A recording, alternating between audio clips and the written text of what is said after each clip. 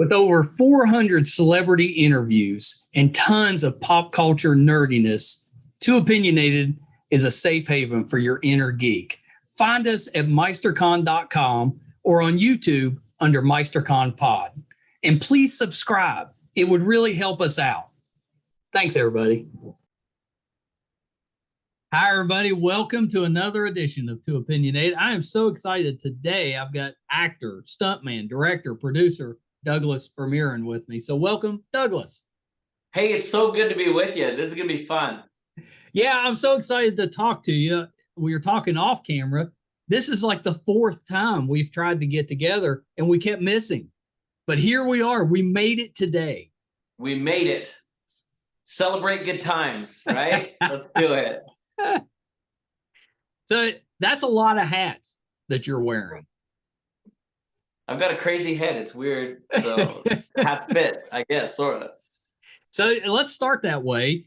Talk a little bit, because I think your story is really interesting. Talk a little bit about what got you into the entertainment business and how did you get started? What made you want to become an actor at some point? Kind of go through that process. Yeah, happy to. It's funny. The first TV appearance that I ever did, I was in an audience on a kids show when I was 5. And I had no idea what was going on. The thing that was most exciting about it was at the end of it, they brought out McDonald's, kind of like for all the kids. So it was pretty fun, right? Years later, I actually even worked with the guy who was the host of that kids show, which was really fun. He was my partner at this thing called the Celebrity Pizza Pig Out, where the celebrities kind of picked the best pizzas in our city. And he was my partner. And so it was really kind of fun to come full circle. So that was really my first appearance on TV. But where I really got started is my mom had a lady she was working with at, remember they used to have Sears portrait studios? Oh, yeah, of course. I have been to many in my life. Exactly. And so she used to work in like this portrait studio kind of thing. And this lady had her kid going out doing movies. And he was, doing commercials and small parts. And she was thinking this is going to pay for this kid's college. And so my mom's like, this could be a good idea for you too. So I ended up getting set up to go out on a movie set. And my grandpa took me to my first movie. It was like in Canada. So it was a CBC after school special. And I played a newspaper boy. The show was called Mildred McFall. I've never seen it, so don't ask me even what it's about. But as a newspaper boy, I got there. I didn't really know anything about making movies. I didn't know what I was doing there at all. But the thing that was exciting is at the craft services table, they had free donuts. And I was like, yeah. So I won, right? I mean, as a kid actor, isn't that the only thing you're really worried about is what are we eating? Yeah. And so my grandpa was there the whole day. And the other cool thing is that at the end of the day, when we'd wrapped, they said, go over to that trailer there and you can pick up a check or whatever. And I didn't know what that meant. So I went there and they gave me $50. So as a 7-year-old, I was like, $50, I'm rich forever. It's a fortune. This is a game changer here. And then of course, $50 doesn't last super long, but that's kind of what got me in the business. And then a few years later, I started to realize what I was actually doing there. I began to see movies and, people kind of let me know this is what you were part of. Because quite frankly, if I'm being honest, I know this may be silly and naive. I love that you've got Chewbacca behind you. I really believed when I was a kid that Star Wars was a real deal. And that they really it was a reality TV show that they just happened to stumble upon, right? Like a galaxy far away. We had cameras there. And I honestly thought 3PO and R2 and all those guys, I thought they were really like real people. And so it was astonishing for me to see that I was actually involved in a world that created this fantasy world for other people. So it was exciting. Yeah, I love that. And I'm with you. I was a big, still am, but back in the 70s when Star Wars came out, there was nothing better. Oh, I agree. That. And whether or not, I'm not sure if a close second, right? That's right. That is right. If I wasn't sure if, I'm not sure if I believed that it was real, but I sure hoped that it was. Oh, yeah, for sure. Actually, here's a funny story, Kay. I've never told this to anybody, but this is really funny. So I had the toys and the figures and all that kind of stuff like everybody else. And I tuned into television one time and I saw a TV commercial of Star Wars toys. Remember they used to have the toy commercial.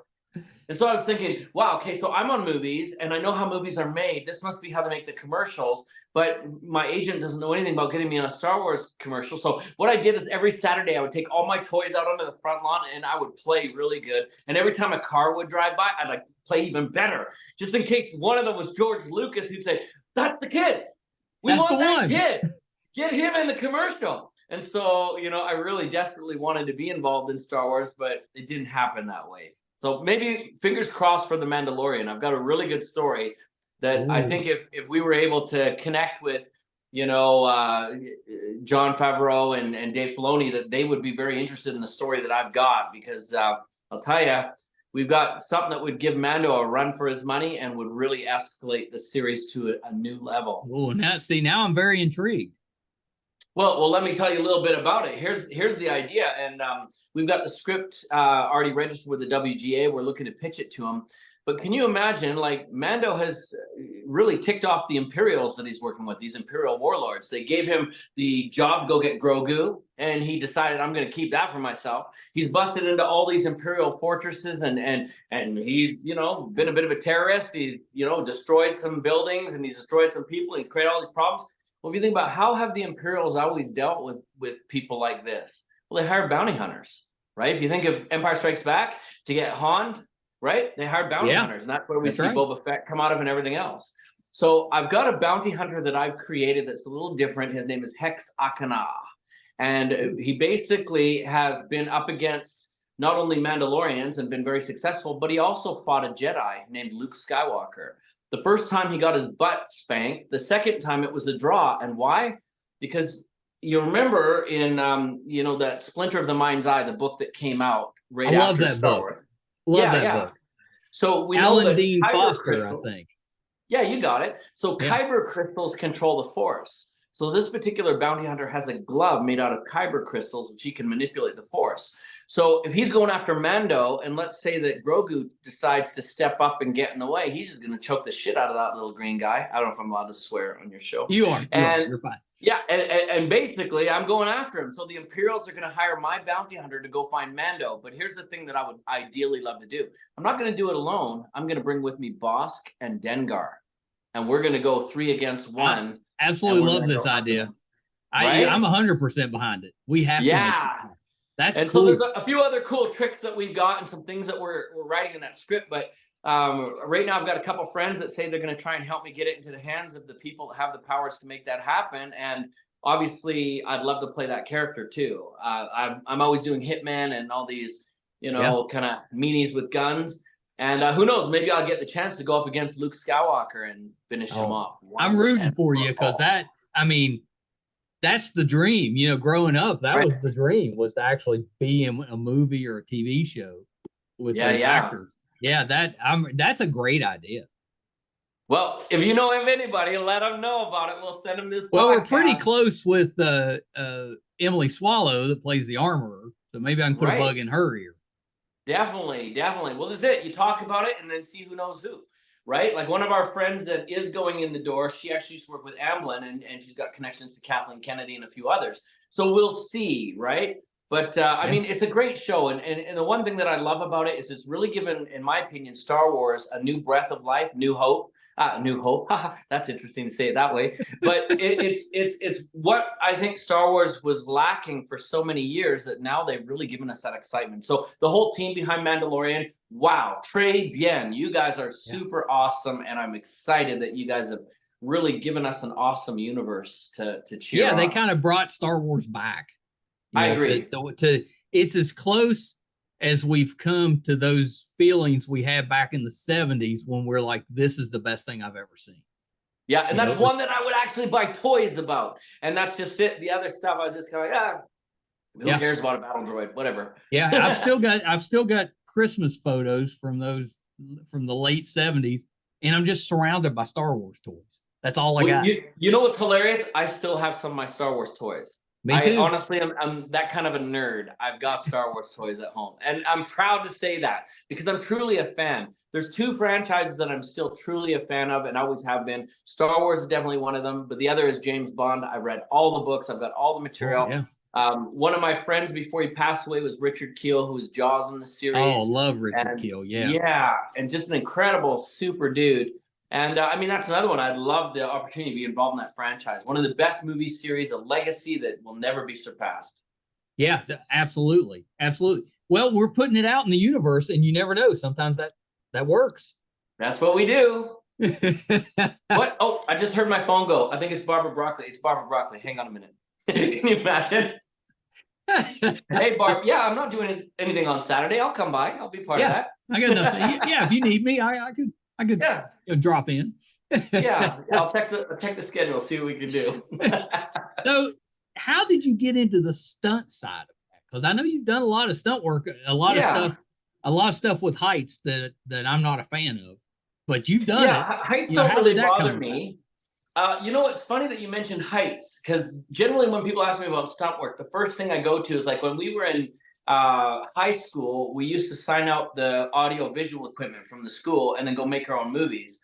Yeah. And that was the first time that I ever did stunts, because like we didn't really have the gear. Speaking of James Bond, what we would do is we'd literally take the soundtrack of the James Bond movie and the camera, and we would start the soundtrack at the same time so we could have that music in the background. And the first stunt I did is I was 13 and I was riding on the top of someone's car and they were driving.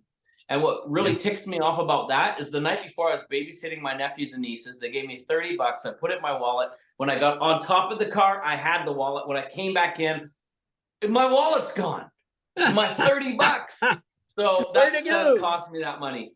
And then no kidding, I hope my mom and dad don't watch this, but anyway, so what we did is, as part of that shoot, I also hung off the side of a building 22 stories high, but with no wires. And I just literally dangled there, hanging on. And that just sounds terrifying. So, yeah, my arms were so tired, my friends had to pull me back up.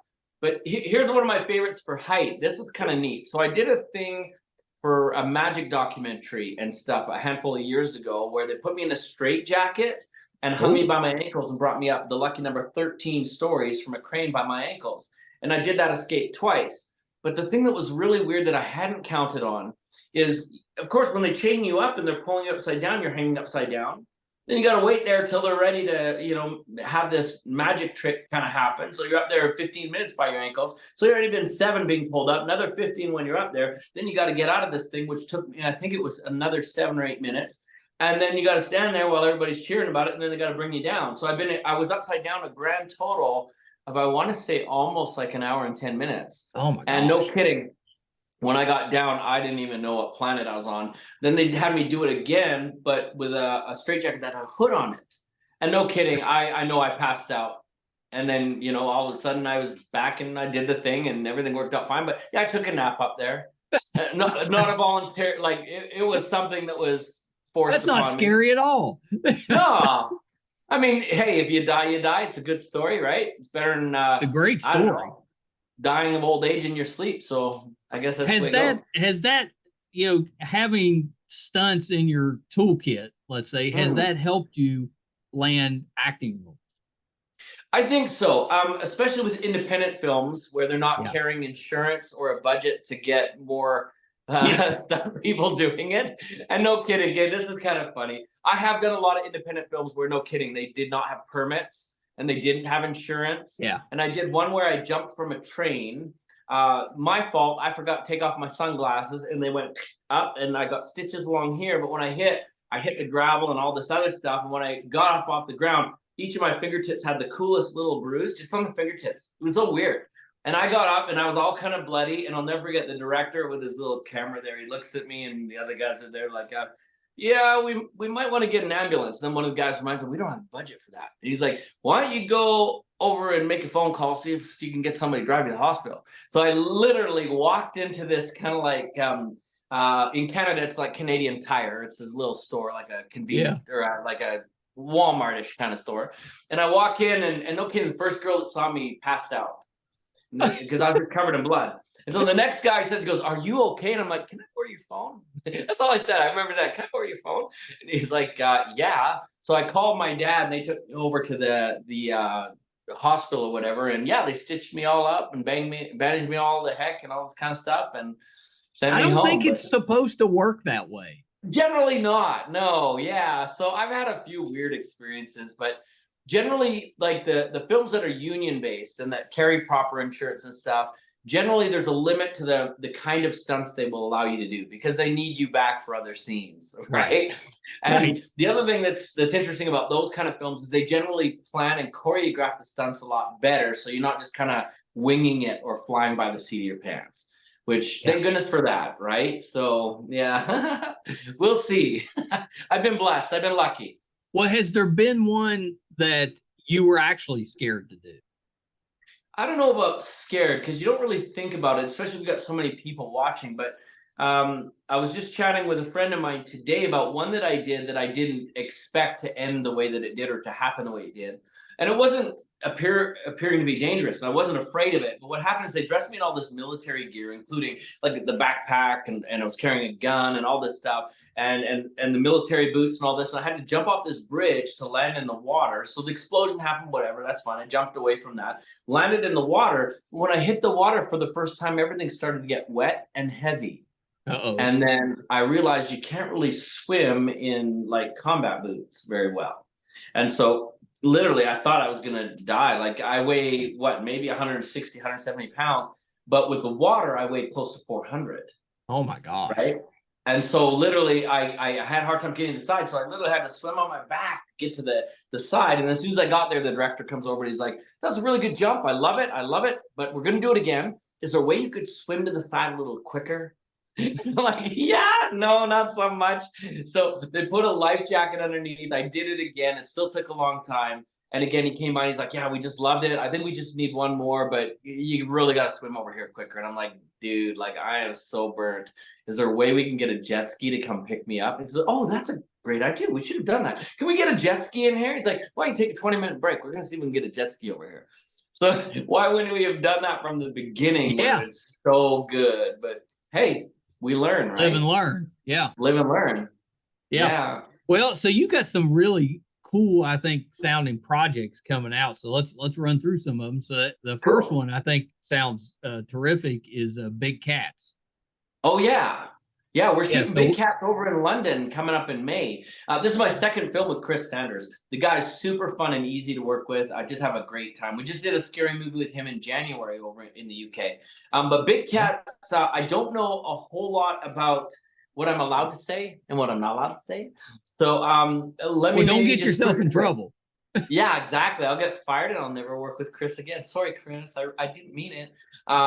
But it's a found footage kind of film. So it's one of those, remember Blair Witch's found footage, Paranormal Activity's found footage, these kind of things. And it's a found footage film that that takes place kind of in the forested areas of the UK. And I know the film's called Big Cats. I'm going to be very careful how I say this. In the bushes, we find something. Maybe a cat, maybe not a cat. I don't know. But it's extremely dangerous. If it's a cat, I'm guessing it's big. Yeah. And in all seriousness, people get hurt. So is that enough to say? It's a scary movie. People get hurt. Yeah. Well, that's kind of a no-brainer. That's on the checklist for scary movies. But yeah, we find something in the forest that's not quite what you'd expect. Well, so what's your role in the film? It's interesting. So because it's a found footage film, I actually play a movie producer in the film. And I've hired some people to shoot a documentary on Big Cats. And yeah, so we go into the forest and we end up shooting a documentary on something different. Or at least trying to escape with our lives as we film, and something different shows up. Were there actual animals in the movie? Well, people are animals by definition, so yes. I'm trying to not give stuff away, right? Yeah, I'm sitting next to my coworkers and I'm stroking their cerebral cortex. May I stroke your cerebral cortex? You're a good-looking animal, right? And like chimpanzees, we pluck stuff out of people's hair and stuff. I don't know. Maybe. How do we say this? I'm just gonna say that no animals were harmed in the making of this. Film, right? I know what it's about, and it sounds awesome. So I'll leave it there. It sounds awesome. I'm excited for it to get made. We are doing premieres in a variety of cities too. So if people want to come, who knows? Maybe through you or somewhere, we'll run some contests and give some tickets away or something. Because I know that'd be fun. But yeah, we'd love to work with you guys on that. Yeah, that'd be fun because our intention would be to premiere it here at the studio because we can seat about 20 people here. So sure. Bring in a group, get some catered in food, just make a big night of it.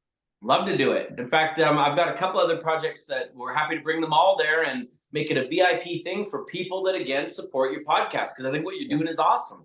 And so maybe that's it. Tell you what, we'll up it right now. In addition to you come and spend the movie, I'll come out. We'll bring a bunch of swag and some cool stuff that's exclusive and limited. And I've also got some props and things from the show that we can autograph and bring in with COAs. That's amazing. Now, you know what's funny? Just tell you how that goes for people. Like, you're probably going to talk about this in a minute, but this is how to be a Hitman 101. And that's a bit of a controversial show that I just finished. What's interesting is when I'm autographing pictures and stuff at a Comic-Con and stuff, generally people are paying maybe $50 to get an autograph, and that's fun. I love to do it. But this one already on eBay is selling for $550 because the film is controversial. And I don't know if you can see it, but it's like, where's my camera? You can see all the blood and on me and stuff. Yeah, was that after you jumped off the train? Did you just go ahead and take the picture? Yeah. Everyone, have your camera ready. This is gonna be messy. Right? Yeah.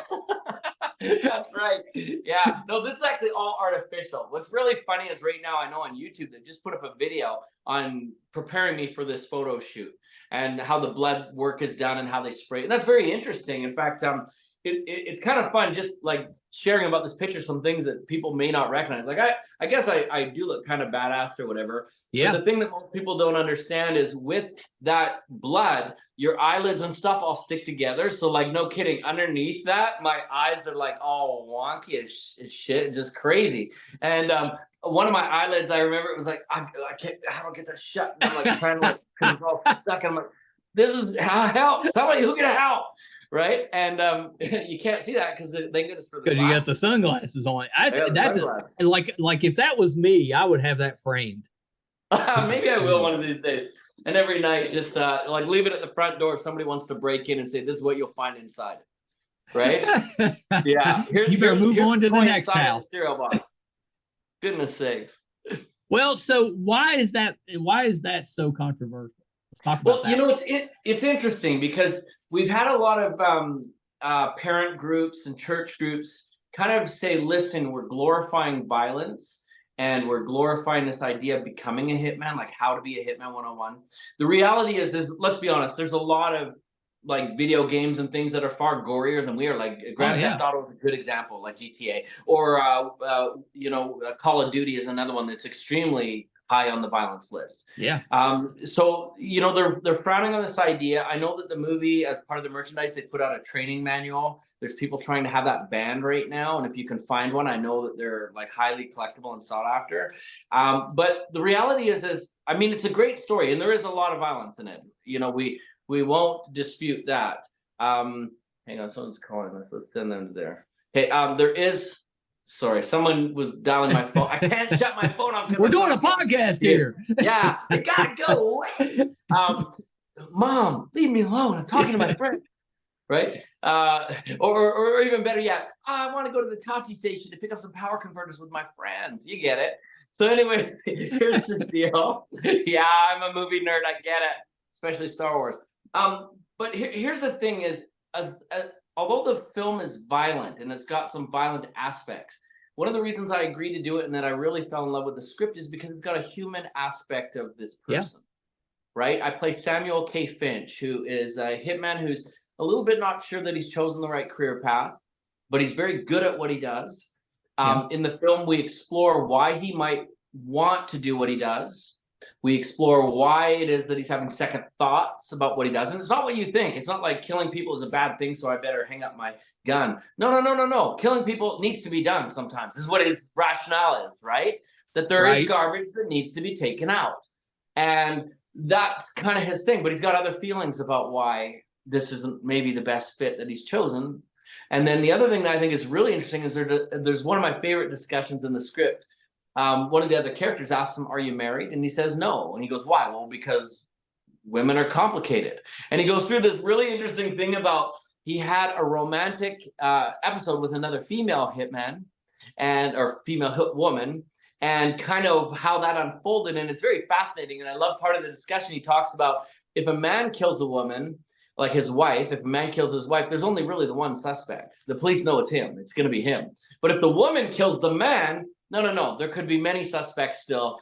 Because if a woman is smart enough that if she's going to kill a man, she's going to set things up to make it look like it's not really her. If it looks like it's her, chances are it's not her. If it doesn't look like it's her, maybe then it is her. And women are just complicated that way. And it's just kind of a funny dialogue, but it's very, very well thought out, right? Like it's very well written. Yeah, it sounds really well written. And so are you kind of the mindset that any publicity is good publicity? I think here's the thing. If I'm looking at what the script really is and the story really is, I think the publicity that those that are painting it negatively haven't really understood what they're talking about yet. And so I think in some ways the publicity is good on this because people are going to say, oh yeah, I hear it's just a big blood fest and they're glorifying hitmen and all this kind of stuff. If they go and see it, I think they're going to understand that that's not what it is. And so we're thankful for the people that are drawing attention, that are helping us to demonstrate that it's not what they're saying. It sounds much deeper than you would expect. Of course, Hitman. Yeah, absolutely. In fact, there's a lot of great hitman films that are out there that don't have the message that we have. Right. So we're not the first people to address this subject of being a paid assassin. I mean, there's like countless movies that deal with that subject matter. We're the first ones, I think, that are really saying, look at this person as a person. Right? Yeah, I love that. I love it. So when does that one come out? I believe the release date is slated for the end of summer, early fall. And by the way, I might mention there's a lot of great comedy in it too, which you wouldn't expect. No, but that makes me really want to watch it. Cool. You know, because in a violent movie, you need some of that comedy in there just to take, so you kind of exhale a little bit, Well, even then this idea, like I say, of it being humanistic, I think as humans, we got to learn to laugh at each other too. And believe it or not, a hitman can laugh at himself too when things don't really go as maybe planned or perceived. So why not? Yeah, we've got Barry that's playing a hitman on TV, which has been very good. So there's at least a few examples of hitman type projects that can work. So there's no reason this couldn't work. Yeah, and you know what? Even if you look at John Wick, what great success they're having. And I just saw the last one too, part 4. Keanu Reeves, brilliant. I love what he's done with it, and the rest of the team that have helped really build that incredible stunt work. And I don't want to give anything away for those who haven't seen it. But the thing that I love about this is they're revisiting this genre multiple times now. This is the 4th outing for them, and it still feels fresh. It still feels fun. It's still intriguing and interesting. And I honestly hope they come around with a part 4 or part 5. I wouldn't be surprised if they did. They're still good. They should. Like, I think they're just doing a fabulous job. And we've also heard that now they've got Ana de Armas coming to do a female version of it called Ballerina, which I think will also be fantastic. Yeah. And I think, honestly, I know a lot of people really frowned on what happened with the Marilyn Monroe show, but I think she is such a talented actress. Yeah, I do too. She's got such range, and the reality is we can't blame an actor for an occasional miss or something that people maybe don't get. Let's be honest. We're dealing with art here. And we're also dealing with art by collaboration, which means she didn't write the script. She didn't direct the thing. She didn't edit the thing. She didn't score the thing. Like, there's so many things that quite frankly, you can't hold her performance accountable when you're dealing with it as a whole. Right? That's right. And I think that she's a very talented person. I'm looking forward to seeing what comes next from her. Well, and she's kind of a badass. She does a lot of those badass type of roles. In fact, they super underutilized her, in my opinion, in No Time to Die. Agree. Yeah, because the scenes with her were epic. They were. And I mean, nothing against any of the other actors that were in there. They were all doing their job. I get it. But I think she's just such a talented person that she was underutilized. And that's another franchise I would love and be honored to be part of is the Bond stuff. I've got a lot of ideas. You need to be a villain. You need to be a Bond villain. Maybe. I'd be interested to be James Bond himself if they'd allow me. I do a British accent. Why not? But why not? I would do any role. In fact, who I'd love to play is even Felix Leiter. Oh, that'd be a good role. Right? Do Felix. But I think what they need to do with Bond, in my opinion, is they need to stop trying to be Jason Bourne, Ethan Hunt, Jack Ryan, all these other guys. Go back to being the elegant James Bond with his gadgets.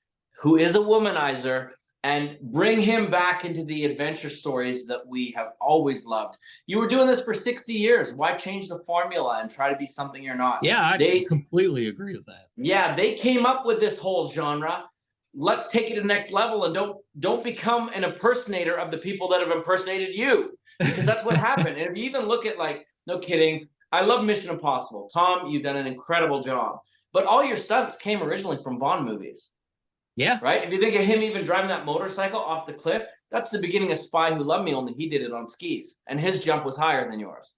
Right? Hanging off the side of the airplane, we've seen that already. That was Octopussy. Remember? Yeah. And fighting on a train, right? On the top of a train. Well, you know, they did that in Octopussy too. And they've done that in, you know, I mean, at the beginning of Skyfall as well. Like, I mean, all these things, right?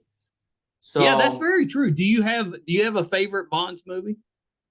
Wow, that's a great question. I've got a few that are my favorite for several reasons. Obviously, each Bond brought something unique to the table. We all love Sean from the beginning, and Sean was the original James Bond. I think my favorite in the Sean era is probably From Russia with Love. And the reason why is it felt very much like a spy thriller. It did. And then certainly you can't top Goldfinger, right? So, I mean, that's right up there. Love and I Goldfinger. think, you know, it's easier to pick a favorite George Lazenby movie because he only did the one. He only did the one. But On Her Majesty's Secret Service was a brilliant movie. I thought they did a great job, and those skiing scenes were phenomenal. We'd never seen that before, right? And then, of course, for Roger, I've got so many favorites, but I really think that I loved his first outing, Live and Let Die. I thought that's the one I was going to say. I've always loved. Well, and the music was amazing too. And Roger always said his favorite was The Spy Who Loved Me, and I'd agree that was another great movie. It was. And so he did fantastic. And I think Pierce, you know, let's stop at Timothy Dalton. I don't mean to disrespect him. Living Daylights is one of my favorites. I thought the script, the story, everything was brilliant. And by the way, I think he played Bond closer to the novels than almost anybody else. Yeah, I think he's underappreciated as yes, James. He definitely was. I think he was ahead of his time. He was too gritty for what we were used to, going from Roger to gritty. Agreed. And then, of course, Pierce Brosnan. I love GoldenEye. I know a lot of people kind of maybe fight me on this, but I did like Tomorrow Never Dies as well. I thought it was a great movie. Yeah. And I also love The World Is Not Enough. I thought it was a great reinvention. Die Another Day, you lost me at The Invisible Car. The other thing I thought they probably should have done is it would have been really neat. Remember, in GoldenEye, we had him fighting Alex Trevelyan, who was the other MI6 agent. Yes. Well, that's where I think they should have brought the gadgets in. So maybe that's where they should have had a car chase between two guys with gadget cars. That would have been cool. That'd been awesome. That would have been super awesome. They need to get a hold of you for some of these. Well, that's what I'm saying. Ideas. You know, the other thing I would do, like if they cast me as Bond, like the thing that ticks me off when Daniel Craig showed up for the press conference, remember he was sitting in the boat with a life jacket on and he shows up at the press conference. Heck, I will come in on a helicopter. I'll rappel down to the frickin' press conference. I'll hit the ground and I'll go, who has the first question? And just sit. Right? Or come in on you sold me. I'm in. I'd like to see you as James Bond. Right? And come in on a zip line, going through the explosions, land and just simply say, sorry, I'm late. And just sit down. Because that's the way Roger Moore and all these guys do it. Roger Moore, at the beginning of Moonraker, remember, he comes into Moneypenny's office, they go, you're late. They're expecting you. He goes, would you believe I just fell out of an airplane? Right? Like, that's the way that it needs to be done. Right? Yeah, I love that. That's a great idea. Yeah, but I think Daniel did an amazing job. I think that the problem is they've just taken it too far away from Bond. Like I said, trying to be Jason Bourne. Casino Royale was probably the very best James Bond adventure ever made. Yeah. Quantum, obviously, they could have gone somewhere really cool with it. They didn't. But I honestly, I think Skyfall was great, except personally, I thought the ending was it was Home Alone, right? And the same thing with the latest Rambo, right? Come back to my place, come at me, kids, and I'll show you what I can do. You're exactly right. And it's like a violent Home Alone. A little bit old, right? Yeah, and then obviously I did like Spectre and No Time to Die. I love the first 20 minutes of it. Other than that, I thought, it just they missed a lot of stuff that they could have done with it. But yeah. I don't want to be criticizing anybody's creative work. I just think it was the wrong choices for a James Bond movie. I know. I'm loving your ideas on Star Wars and James Bond. Yeah. You know what I also would have done different with James Bond? What I don't understand. So, first of all, destroying all of Spectre at one dinner party was a bad idea. And they never should have, like, I love Rami Malek, super talented dude, but there's too many villains for that movie. They should have had that all engineered by Blofeld from his jail cell. Yeah, we said that too. Too many villains in that one. Yeah, should have just done it that way. And also the female agent. What I don't understand is at the end when when he puts his family in that raft and sends them out, how come she doesn't say, "No, I'm the 00 agent. I'll take care of this. You get your family to safety." And I didn't even think of that. Why didn't she? Have her take care of it, and then they deal with the family later. Now, when Bond has the nanobites in him, whatever, what I understand, he's got to watch that his electromagnetics going to take out all the power. How come Q just doesn't say, well, we might not be able to get these guys, but why don't you go to the other side of the island? I'll have a think on this, and then I'll revisit with you, right? Yeah. Because Q is the smartest dude in the room. He will come up with something.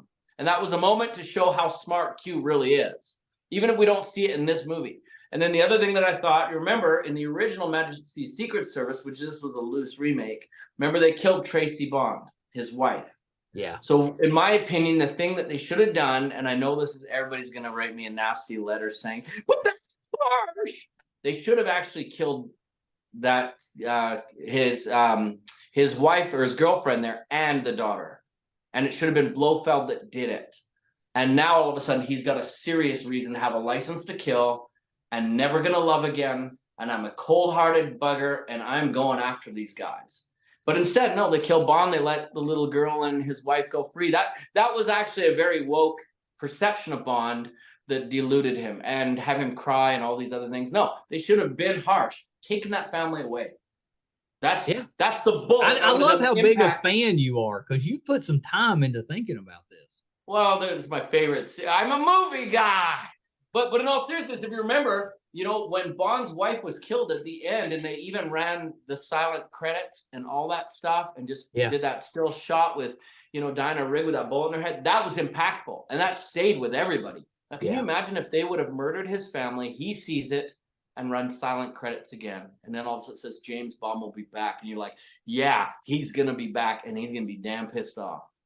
Right? I love that. That's the movie everyone wants to see. Right? They don't want to now see he got blown up and, well, now we got to replace Daniel Craig with who knows who. I'll volunteer. But they just didn't do it strong enough. So I think, honestly, whoever they get, and I would be so honored to do it, they need to really work with someone who understands James Bond. And I won't say any names, but I remember even in No Time to Die, they interviewed one of the actors from it. I was super disappointed. I won't say who it was. They're like, what's your favorite Bond movie? And he's like, that one with the guy who did the thing that one time, blah, blah, blah. He'd never seen a damn James Bond movie. And here you're singing it? Wow. Yeah.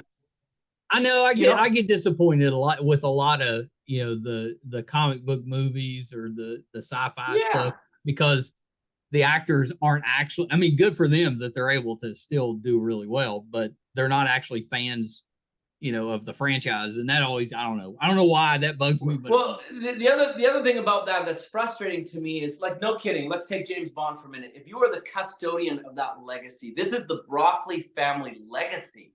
This is their family, right? So when you go out and you're representing that brand, you better be James Bond and you better make them proud and you better honor that legacy. So when you get somebody who says, oh yeah, that James Bond movie, and he lies through his teeth that he's never seen a James Bond movie, what are you doing talking about that brand? Yeah. Right? That'd be the same as if I were to, you know, be hired to come and speak about Omega, the watches, right? And I say, oh yeah, I love Omegas, and then cover up what you got because you're wearing a Citizen. Right? Like that is like super, like, you know, oh yeah, I love Pepsi while I'm holding a Coke in my hand. That doesn't work. Right? So I don't know. Maybe I'm a meanie. I don't know. The mean streak came out. I think you're making a lot of sense to me. Yeah. But so okay, so moving on, the other one I wanted to ask you about was Paradox, because that one's got a really neat story behind it. I'm super pumped about Paradox. Yeah.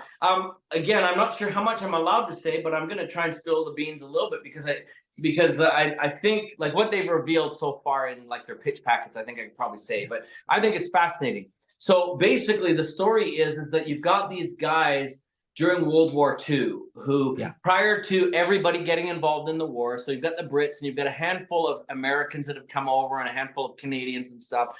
And my character is actually a bomber pilot. So I've been flying missions, even though I'm not yet fully in the war. I'm like, we're going to get there soon enough. So I'm just coming over. I'm going to volunteer. I'll fight with you guys. And they basically give me a group of paratroopers that they're going to drop them into Germany. And they're going to try and destroy this secret weapon. And essentially, on our way in, we get shot by some kind of weird secret weapon. And when our plane goes down, we find that we're actually back in London, but it's no longer the 1930s. It's the year 2023. Ooh, okay. And the strange thing is the Germans have won the war. And so London is actually Nazi London in the year 2020, whatever it is. And we've got to figure out a way not just to fix that, but to get home. Yeah, I love that.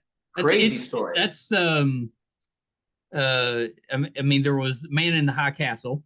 Yep. Kind of take on that alternate history stuff, and I love that type of stuff. It's so cool. And you know, one of the reasons I immediately signed on to do this movie, I wish I had this in my hands to show you. In fact, I probably am not allowed to share our work, but I can see it on the desk over there. I'm almost ready to. But one of the things that Richard Colton, who's the director of this, has done is he's created a bunch of images with artists and concept art. And one of them is like the Union Jack, you know, the British flag, but it's got a swastika in the center of it, a swastika. Ooh. And it looks creepy, dude. It's like, oh my gosh, if this actually was a legit thing, can you imagine?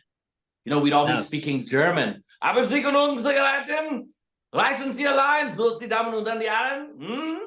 Was fragen Sie? Right? Like, it would be just so creepy. Yeah, that was well done. Yeah. Yeah, I'm excited for that one. When does it come out? I actually don't know even the dates we go to camera yet. So here's the thing that's interesting about films. Like right now, we're living in an awesome time, right? Because now that COVID is done, hey, we're all back to work. But the thing that I love about this is that I've just got so many films that are slating up that they're trying to do because the streaming services are looking for content. Everybody built home theaters. It's leveled the playing field for a lot of smaller indie films, and the budgets and technology are so much more accessible now. And so I know that they're just trying to get those dates figured out, and then it'll be coming out. So yeah, I'm excited, but I don't know those details anymore. That's fun to kind of something to keep an eye out for. Because I love that. I love the history stuff where they take it in a different direction that you're not expecting. Yeah, it's cool. Very, very clever. And everybody likes to fight the Nazis, so that's good too, right? That's right. That's right. Yeah. It's like the universal bad guy. That's it. Yeah, that's it. In fact, I'm hoping for the new Indiana Jones that they somehow bring the Nazis back, because I don't think the Russians quite did it. There's a lot of reasons I didn't like Kingdom of the Crystal Skull, but I'm really excited and nervous as heck for Indy 5. So. I'm hoping they get back to the kind of the formula they had for the first time. Oh yeah, me and you both, brother. Yeah. Well, you know, Harrison's been doing a lot of acting lately, and he still can act. I mean, he's good. Yeah. You know, I'm super surprised at him and Clint Eastwood. Like for their age, like I mean, good on those guys. Like seriously, they're both legendary actors that I admire. I'd be so honored to work with either one of them one day. But I better hurry up. Yeah, that's exactly right. I mean, you don't realize that he's in his 80s, because he still does such a great job. Well, you know what's funny is I was watching some of the behind the scenes on that indie show, and there's a lot of stuff that looks like he's doing, and it's like my grandpa couldn't do that, right? No, I couldn't do that. Yeah, in fact, when he did the last one and he was doing some of that stuff, my dad couldn't do that, right? Like, yeah. Oh, yeah, he's pretty amazing. Yeah, that's the reason great. He is who he is. He's just incredible. Yeah, for sure. Well, Douglas, this has been terrific. You got to come back because we've got so much we can talk about, especially just going off on tangents. I love that. But yeah, we're gonna have to do. Well, when you love movies, it's easy to do. That's true. Right? Movies, they're awesome. That's the reason we started the podcast, because we just love TV shows and movies. That's awesome. Yeah. Well, so a couple things, Douglas, before we wrap up.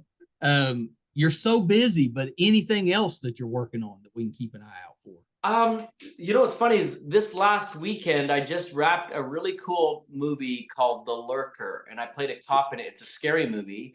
And so that was shot in Toronto, Canada. That was really fun. So I'll give a shout out to Adam Jack and his team there. Great movie. I've got a handful of other things I'm working on, but one that I'm really excited about. You might remember during the 80s and 90s, there was a big karate martial arts movie craze that went on, right? Oh yeah. And at the lead of that were people like Cynthia Rothrock and Don Wilson and a bunch of other guys. Love right? both of them. Oh, they're incredible. So I just signed on yesterday to do a part in a movie with Cynthia and Don. And that's amazing. It's a cowboy movie coming out called Black Creek. And I don't know fully a lot about my character at this point, but I will. And I'm a martial artist too, so there, you may see some of that. So I've got a background in mostly Brazilian jiu-jitsu, but Shotokan, Goju-kai, and Aikido. I did some Wing Chun as well, and these kind of things. So I might get a chance to fight some of my heroes. That's amazing. But it's going to be cool. And I know that one we are shooting in October in Arizona. And so keep your ear to the ground. There'll be more about that coming up. And who knows, maybe I'll talk to Cynthia. We'll get her on your show. Oh, that'd be great. Yeah, big fan of hers. Always have been, because I grew up on those movies. Oh, that so was awesome. A lot of date movies. Seeing her stuff. Good, you bring your romantic interest to see a karate movie. Good on you. That's awesome. Well, teenage boy. That was kind of like karate. Gotta see this. Actually, another one of my best buddies is Sean Kennan, who is the bad guy in Karate Kid 3, also on Cobra Kai Season 5. Just a little shout out for Sean. He's in Season 6 too, so make sure you guys catch up Cobra Kai. It's just a great series. Yeah, honestly, I just watched his episode. They say they're shutting it down, but I hope they don't shut it down. Boy, I hope they don't, because it's been awesome. Terrific. Still hoping that Hilary Swank makes an appearance at some. Well, you never know. I mean, they could, right? Like, maybe that's Season 6. I mean, they've brought everybody else back. Of course, yeah. It'll be good. It'll be really, really good. It's been pretty good. So, okay, so Douglas, last thing before we go, where can we find you on social media so we can kind of keep up with all that you have going on? Yeah, the easiest way is just simply type in my name, Douglas Vermeeren. I know there are a couple people that have got false accounts that are not me, but I've got accounts on Instagram, TikTok. I just started, obviously LinkedIn. I've got a YouTube channel where we put a lot of behind the scenes stuff that's up there. Yeah. Obviously, I'm on Twitter. Twitter is, I think, at Doug Vermeeren. But you'll find that a lot of those kind of interconnect. And it's fun because we give away a lot of prizes and swag and merchandise, but we also share a lot of really cool behind the scenes insights and also other celebrities I bring on too. So you'll see what we're doing on the movies that we're making. I love it. Yeah, I love that. If people are imitating you, that means you've made it. That's a good thing. There's nobody out there imitating, me.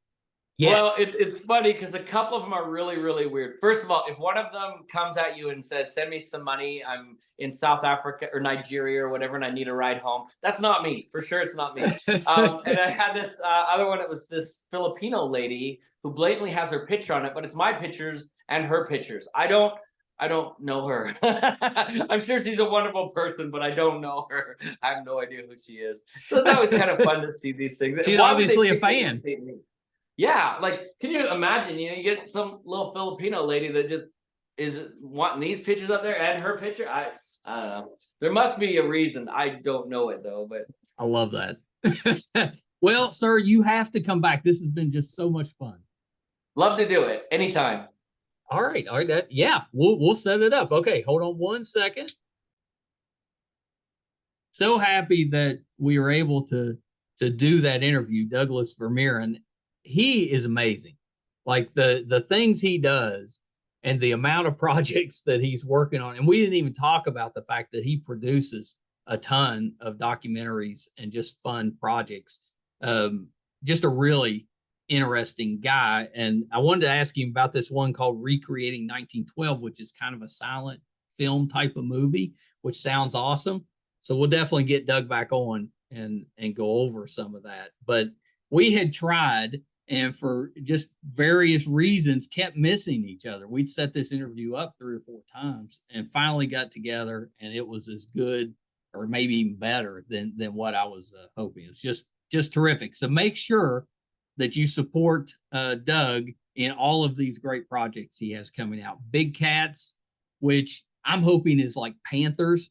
That's the ones I would like to see, but we'll see. But I'm excited for that one. How to Be a Hitman 101 sounds awesome. And Paradox really sounds like a fun movie. So definitely support Douglas. He's very interactive. Check out his YouTube channel because he does the behind the scenes stuff. I mean, he's just a great guy. Just a great guy.